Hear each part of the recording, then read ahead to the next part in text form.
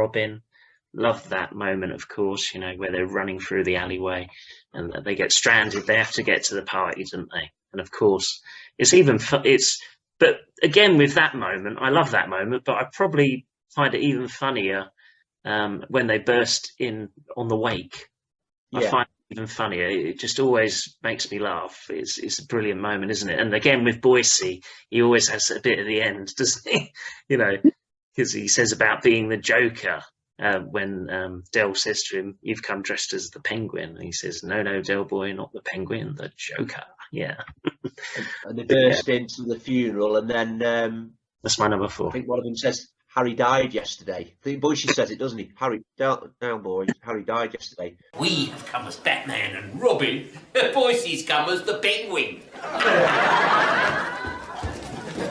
Oh no, Del boy, not the Penguin. More like the Joker.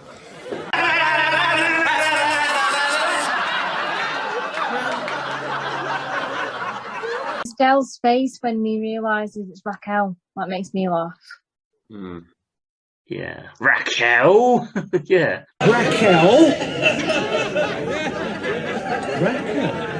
Is this the actress you've been telling us so much about? That's not Raquel. Because she's nervous, isn't she? She's the opposite of that. What he goes for, and he pretends to be the tough guy, doesn't he? This is my jungle, and all that. And it's just hilarious. The end scene where you see her, she's crying, isn't she? What's wrong, Nevis? Nevis?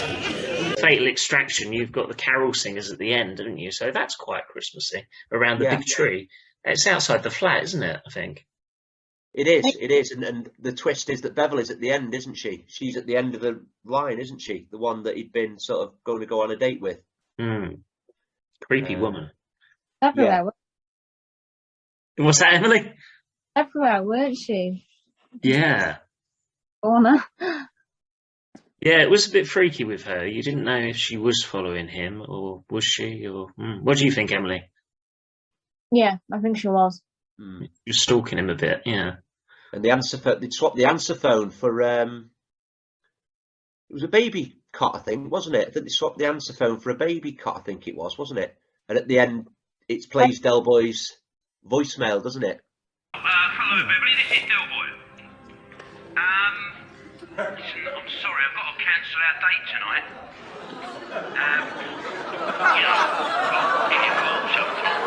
Right? Go on, sure.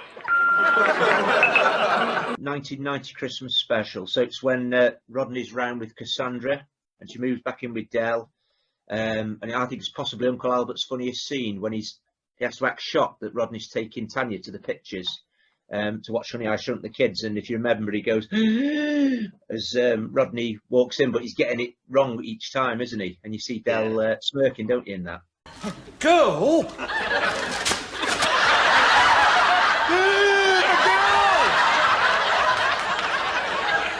Rodney's on the phone and he's saying that it's unfair to say that about Del, and then the comic timing of it. I think it's unfair to say that everything he touches goes wrong.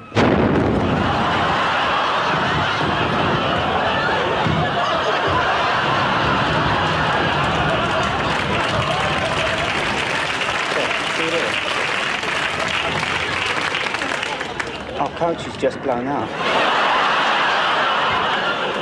Don't worry, Harry, I won't tell your governor about it.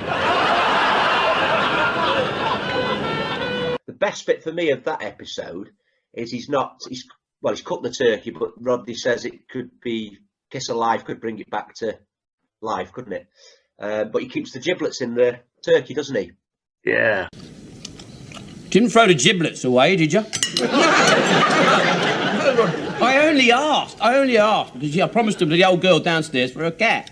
There weren't any giblets in it, Del Boy. It was ready cleaned. Said so on the box. Yeah, I know it was ready clean, Grandad. What they do is they take the giblets out, put it in a plastic bag, and they put it back inside the turkey, don't they? Do they? Yeah. You took the bag out, didn't you? I didn't know it was in there, Del. Oh, my God. I love that line. I mean, that's the most Christmassy line in it, in Only Fools and Horses. I think some people get wise men bearing gifts, but we get a Wally with a disease. It's brilliant, isn't it? Like the way Reggie comes to stay with them in the flat, and you really get a sense of what he's like, don't you? He's the opposite of Del Boy, really.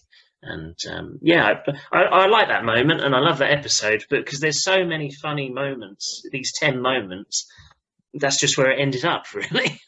But yeah, that's it. It's stiff competition, isn't it? Yeah, I think Red Schrotter visually is like Del, isn't he? He smokes cigars, he wears the jewellery, and he obviously wears his sheepskin coat. But yeah, that line's hilarious. Merry Christmas. Merry Christmas?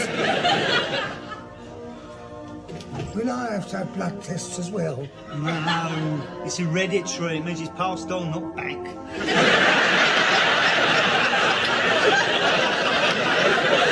You're most probably the carrier. It's a right blinding Christmas this has turned out to be, isn't it? I mean, some people get wise men bearing gifts. We get a Wally with a disease. I think the little bit we didn't mention on Time in Our Hands was, as well, I love the bit where Rodney goes into the car showroom at Boyce's and says, that Rolls Royce out there, I want to buy it. And Boyce says, that's a good one, Rodney. What drugs are you on this week? So then he gives them the check, doesn't he? And he's like, and he's laughing, isn't he, Boyce? Can't quite believe it. I think that's really funny. Like we said, the auction, them fainting, that was fantastic as well. So, and then the emotional bit in the pub, of course. What about you, Emily? Like, they struggled so much, and they deserved to have that happy ending, and everyone was like emotional for them because everyone knows how much they struggled. That Rolls Royce out there, I want to buy it. Well, that's a good one, Rodney. Tell me, what drugs are you on this week?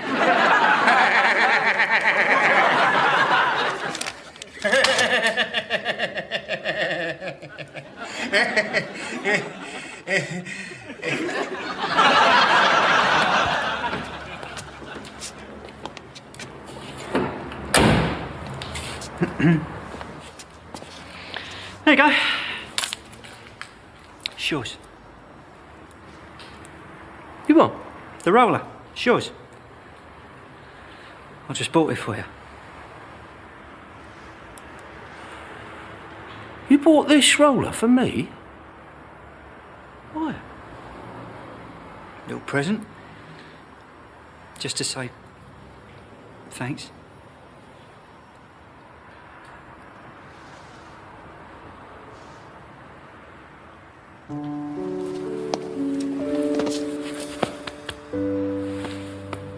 Book history.